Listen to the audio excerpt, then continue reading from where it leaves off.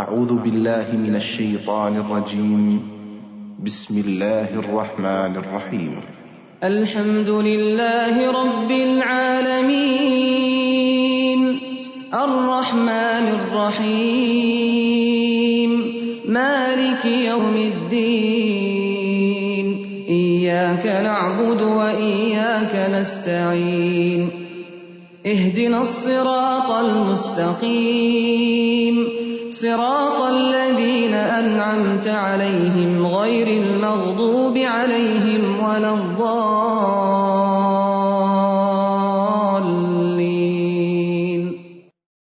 السلام علیکم ورحمۃ اللہ وبرکاتہ. نحمده ونصلي على رسوله الكريم. اما بعد فاعوذ باللہ من الشیطان الرجیم. بسم اللہ الرحمن الرحیم. رب اشرح لي صدری ويسر لي امری واحلل عقدۃ من لسانی یفقہوا قولی. آج ہم جمعہ کے بارے میں گفتگو کریں گے. جمعہ کا دن ایک بہت ہی بابرکت دن ہے. عام حالات میں بھی جمعہ کا دن بہت مبارک ہے، لیکن رمضان المبارک میں خاص طور پر اس دن کی فضیلت زیادہ ہو جاتی ہے. یوم جمعہ کی اہمیت ابتدا ہی سے ہے. صحیح بخاری کی ایک روایت میں آتا ہے، حضرت ابو ہریرہ رضی اللہ تعالی عنہ سے مروی ہے کہ رسول اللہ صلی اللہ علیہ وسلم نے فرمایا، وہ بہترین دن جس پر سورج طلوع ہوا جمعہ کا دن ہے.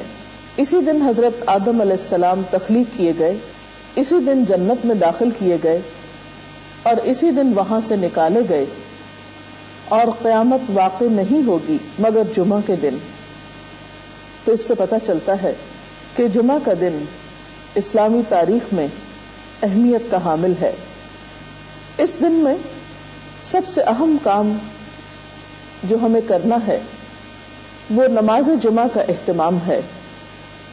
نماز جمعہ مردوں کے لیے ایک فرض عبادت کی حیثیت رکھتی ہے. حضرت جابر رضی اللہ تعالی عنہ سے روایت ہے کہ رسول اللہ صلی اللہ علیہ وسلم نے فرمایا، جو شخص اللہ اور یوم آخرت پر ایمان رکھتا ہو اس پر جمعے کے دن جمعہ پڑھنا فرض ہے، سوائے مریض کے، مسافر کے، عورت، بچے یا غلام کے. جو شخص کھیلنے یا تجارت میں بے پرواہ ہو اللہ بھی اس سے بے پرواہ ہو جاتا ہے، اور اللہ تعالیٰ بے نیاز تعریف والا ہے. تو اس سے پتہ چلتا ہے کہ جمعہ اپنی نماز جمعہ کے اعتبار سے بہت اہمیت کا حامل ہے، اور سوائے شرعی عذر کے جمعہ کو چھوڑ دینا انسان کے لیے محرومی کا سبب ہے، ایک بہت بڑی خیر سے. عام طور پر انسان تجارت اور کھیل کود میں مشغول ہو کر نماز جمعہ سے بے پرواہی برتتا ہے، لیکن ایسا کرنا خود انسان کے اپنے ہی لیے نقصان دہ ہے.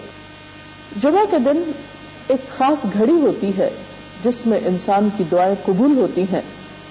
حضرت ابو ہریرہ رضی اللہ تعالی عنہ سے روایت ہے، رسول اللہ صلی اللہ علیہ وسلم نے جمعے کے دن کا ذکر کیا تو ارشاد فرمایا، اس میں ایک ایسی گھڑی ہے کہ جس مسلمان بندے کو وہ میسر آ جائے اور وہ کھڑا ہوا نماز پڑھ رہا ہو تو وہ اللہ سے جس چیز کا سوال کرتا ہے اللہ تعالیٰ اسے ضرور عطا فرما دیتا ہے. اور آپ نے اپنے ہاتھ سے اس گھڑی کے مختصر ہونے کا ارشاد فرمایا کہ وہ بہت لمبا یا طویل وقت نہیں ہوتا بلکہ وہ ایک مختصر سی گھڑی ہوتی ہے. مسلم کی ایک حدیث کے مطابق وہ گھڑی امام کے منبر پر بیٹھنے سے نماز جمعہ کے ختم ہونے تک ہے، اور ترمذی کی حدیث کے مطابق یہ گھڑی عصر سے لے کر سورج غروب ہونے تک تلاش کی جائے. اس سے پتہ چلتا ہے کہ یہ دو اوقات خاص طور پر جمعہ کے دن اہم ہیں جن میں اللہ تعالیٰ کا ذکر اور عبادت کی جانی چاہیے. نماز جمعہ کے علاوہ کچھ اور کام بھی جمعہ کے دن خاص اہتمام کے ساتھ کیے جانے چاہیے. ان میں سب سے پہلی چیز طہارت و پاکیزگی کا اہتمام اور اس کے لیے غسل کرنا. حضرت ابو سعید خدری سے روایت ہے کہ رسول اللہ صلی اللہ علیہ وسلم نے فرمایا، جمعے کا غسل ہر بالغ شخص پر واجب ہے. یعنی اس سے اس کی اہمیت کا اندازہ ہوتا ہے. علاوہ ازیں مسواک اور خوشبو کا استعمال بھی کیا جانا چاہیے۔ حضرت ابو سعید خدری کہتے ہیں کہ میں گواہی دیتا ہوں کہ رسول اللہ صلی اللہ علیہ وسلم نے فرمایا کہ ہر بالغ پر جمعہ کے دن نہانا ضروری ہے، اور وہ یہ کہ مسواک کرے، اور یہ کہ اگر میسر ہو تو خوشبو لگائے۔ گویا مسواک اور خوشبو بھی اس دن عبادت کے کاموں میں سے ہے۔ ایک اور حدیث کے مطابق تیل لگانا، بال سنوارنا بھی ضروری ہے۔ حضرت سلمان فارسی کہتے ہیں کہ نبی صلی اللہ علیہ وسلم نے فرمایا کہ جو شخص جمعہ کے دن غسل کرے اور جس قدر اس کے امکان میں ہو طہارت کرے، پھر تیل لگائے یا اپنے گھر کی خوشبو استعمال کرے، اس کے بعد جمعے کے لیے نکلے اور دو آدمیوں کے درمیان میں جو مسجد کے اندر بیٹھے ہوں تفریق نہ کرے، یعنی بیچ میں سے ان کو نہ کاٹے، پھر جس قدر اس کی قسمت میں ہو نماز پڑھے، پھر جس وقت امام خطبہ پڑھنے لگے تو چپ رہے، تو اس کے وہ گناہ جو اس جمعے اور پچھلے جمعے کے درمیان ہوئے بخش دیے جاتے ہیں۔ حضرت اوس بن اوس سے روایت ہے کہ رسول اللہ صلی اللہ علیہ وسلم نے فرمایا تمہارے دنوں میں سب سے فضیلت والا دن جمعے کا دن ہے، پس تم اس دن مجھ پر کثرت سے درود بھیجا کرو، اس لیے کہ تمہارا درود مجھ پر پیش کیا جاتا ہے۔ اس کے علاوہ سورۃ الکہف پڑھنا، آپ صلی اللہ علیہ وسلم نے فرمایا جو شخص سورۃ الکہف کی تلاوت جمعے کے دن کرے گا تو آئندہ جمعے تک اس کے لیے ایک خاص نور کی روشنی رہے گی۔ سورۃ الکہف 15ویں پارے میں ہے، اجر و ثواب کے اعتبار سے بہت بہترین سورت ہے۔ اس کی ابتدائی 10 آیات کے پڑھنے والے کے لیے فتنہ دجال سے محفوظ رہنے کی خوشخبری بھی ہے، ان آیات کو یاد بھی کر لینا چاہیے۔ نماز جمعہ ایک فرض نماز ہے۔ قرآن پاک میں اللہ تعالیٰ فرماتے ہیں یا ایھا الذین آمنوا اذا نودی للصلاۃ من یوم الجمعۃ فسعوا الی ذکر اللہ وذروا البیع ذالکم خیر لکم ان کنتم تعلمون۔ اے لوگو جو ایمان لائے ہو، جمعہ کے دن نماز کی اذان دی جائے تو تم اللہ کے ذکر کی طرف دوڑو اور خرید و فروخت چھوڑ دو، یہ تمہارے حق میں بہت ہی بہتر ہے اگر تم جانتے ہو، یعنی باقی تمام کام کاج چھوڑ کر عبادت کی غرض سے نماز جمعہ کے لیے مسجد میں حاضر ہونا چاہیے۔ آپ صلی اللہ علیہ وسلم نے نماز جمعہ کی فضیلت بیان کرتے ہوئے فرمایا جس نے وضو کیا اور اچھے طریقے سے وضو کیا، کیونکہ بعض اوقات ہم تیزی میں وضو کرتے ہیں، کونیاں خشک چھوڑ دیتے ہیں یا پاؤں کی ایڑیاں خشک رہ جاتی ہیں، یا اسی طرح چہرے کو پوری طرح نہیں دھوتے یا صاف نہیں کرتے، تو اس سے وضو صحیح طور پر مکمل نہیں ہوتا۔ تو آپ صلی اللہ علیہ وسلم نے اچھی طرح وضو کرنے کا حکم دیا، فرمایا کہ پھر وہ شخص جمعہ پڑھنے کے لیے آئے اور کان لگا کر خطبہ سنے اور خاموش رہے، تو اس کے اس جمعے سے دوسرے جمعے کی درمیانی مدت اور مزید 3 دن کے گناہ معاف کر دیے جاتے ہیں۔ اس میں آپ دیکھ رہے ہیں کہ خاص طور پر خطبے کے وقت خاموشی کا ذکر ہے، کیونکہ اس وقت توجہ کے ساتھ بات سننا نہایت ضروری ہے۔ ایک اور حدیث میں یہ بھی آتا ہے کہ اگر کوئی شخص کسی دوسرے کو خطبے کے دوران یہ کہتا ہے کہ تم چپ ہو جاؤ، یعنی چپ کرانے کے لیے بھی بولتا ہے، تو اسے بھی ایک لغو بات شمار کیا گیا اور ناپسندیدہ قرار دیا گیا۔ نماز جمعہ نہ پڑھنے والوں کے لیے آپ نے وعید بھی سنائی۔ حضرت ابو ہریرہ اور حضرت ابن عمر سے روایت ہے، انہوں نے رسول اللہ صلی اللہ علیہ وسلم کو اپنے منبر کے تختوں پہ یہ فرماتے ہوئے سنا کہ لوگ جمعے چھوڑنے سے باز آ جائیں، ورنہ اللہ تعالیٰ ضرور ان کے دلوں پہ مہر لگا دے گا، پھر وہ یقیناً غافل لوگوں میں سے ہو جائیں گے۔ اور غافل دل تو پھر ایک بیمار دل ہوتا ہے، انسان کے اپنے ہی لیے تکلیف دہ ہوتا ہے۔ حضرت ابن مسعود سے روایت ہے کہ نبی صلی اللہ علیہ وسلم نے ان لوگوں کے بارے میں فرمایا جو جمعے سے پیچھے رہتے ہیں کہ میں نے ارادہ کیا کہ کسی شخص کو حکم دوں جو لوگوں کو نماز پڑھائے، اور میں جا کر آگ لگا دوں ان لوگوں کے گھروں کو جو جمعے سے پیچھے رہتے ہیں، یعنی اپنے گھروں میں ہی رہتے ہیں اور نماز کے لیے مسجد نہیں آتے۔ نماز جمعہ کے لیے سب سے اہم بات یہ ہے کہ وقت پر مسجد آئے۔ حضرت عبداللہ سے روایت ہے کہ ایک شخص گردنیں پھلانگتا ہوا جمعے کو آیا اور رسول اللہ صلی اللہ علیہ وسلم خطبہ پڑھ رہے تھے تو آپ نے فرمایا بیٹھ جاؤ، تم نے لوگوں کو اذیت دی. یعنی دیر سے آنا اور پھر گردنیں پھلانگ کر آگے جانا اور جگہ تلاش کرنا یہ دوسروں کے لیے اذیت اور تکلیف کا سبب ہے. اس لیے وقت پر مسجد پہنچنا چاہیے تاکہ صحیح جگہ پر بیٹھ کر خطبہ سنا جا سکے اور نماز کی ادائیگی بھی بہتر طور پر ہو. اسی طرح بیٹھنے کا طریقہ بھی بتایا گیا. حضرت معاذ بن انس سے روایت ہے کہ نبی صلی اللہ علیہ وسلم نے جمعے کے دن جبکہ امام خطبہ دے رہا ہو گھٹنوں کو پیٹ کے ساتھ ملا کر بیٹھنے سے منع فرمایا. یعنی اس طرح ٹانگیں کھڑی کر کے گھٹنے پیٹ کے ساتھ ملا کر بیٹھنا منع ہے، ادب کے خلاف ہے، کیونکہ وہ ایک تعلیم کا وقت بھی ہے، عبادت کا وقت بھی ہے، اس میں ادب اور احترام کے ساتھ بیٹھنا چاہیے. پھر اسی طرح مناسب جگہ بیٹھنا چاہیے. حضرت ابن عمر کہتے ہیں کہ نبی صلی اللہ علیہ وسلم نے منع فرمایا ہے کہ کوئی شخص ایسا کرے کہ اپنے بھائی کو اس کی جگہ سے اٹھا دے اور خود اس کی جگہ بیٹھ جائے. کہا گیا کہ صرف جمعہ میں؟ فرمایا جمعہ اور اس کے علاوہ اور موقعوں پر بھی. یعنی کوئی شخص یہ نہیں کر سکتا کہ جمعہ کے دن خود تو دیر سے آیا پھر آ کر کسی اور کو اٹھا کر اس کی جگہ پر بیٹھے. اور ویسے بھی یہ ایک بد اخلاقی کی حرکت ہے. جمعہ کے علاوہ دوسرے موقعوں پر بھی اس کا لحاظ رکھنا چاہیے.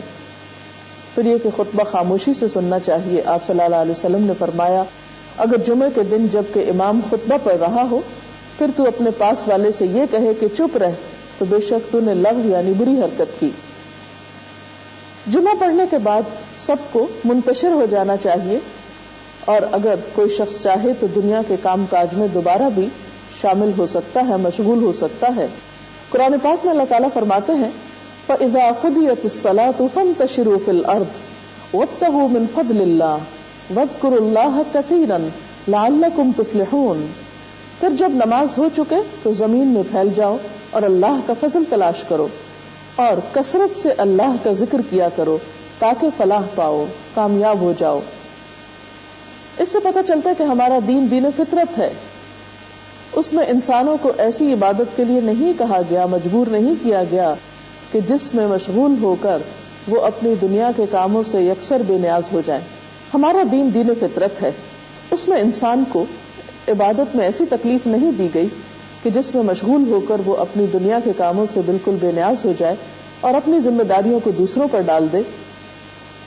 اسی لیے ہم دیکھتے ہیں کہ قرآن پاک میں اللہ تعالیٰ فرماتے ہیں فَإِذَا قُضِيَتِ الصَّلَاةُ فَانْتَشِرُوا فِي الْأَرْضِ وَابْتَغُوا مِنْ فَضْلِ اللَّهِ وَاذْكُرُوا اللَّهَ كَثِيرًا لَعَلَّكُمْ تُفْلِحُونَ. پھر جب نماز ہو چکے تو زمین میں پھیل جاؤ، اللہ کا فضل تلاش کرو اور بکثرت اللہ کا ذکر کیا کرو تاکہ تم فلاح پاؤ. تو اس سے یہ بات پتہ چلتی ہے کہ ایک فریضہ ادا کرنے کے بعد انسان کو دوسرے فرض کی ادائیگی کے لیے نکل جانا چاہیے، یعنی رزق حلال کے لیے کوشش، محنت، کیونکہ وہ بھی ایک فریضے کے بعد دوسرا فریضہ ہے. لیکن دنیا کا کام کاج کرتے ہوئے بھی انسان کو اللہ کو بالکل بھلا نہیں دینا چاہیے. اس کے لیے کیا نسخہ بتایا گیا کہ وَاذْكُرُوا اللَّهَ كَثِيرًا، اللہ کا ذکر کثرت سے کرو.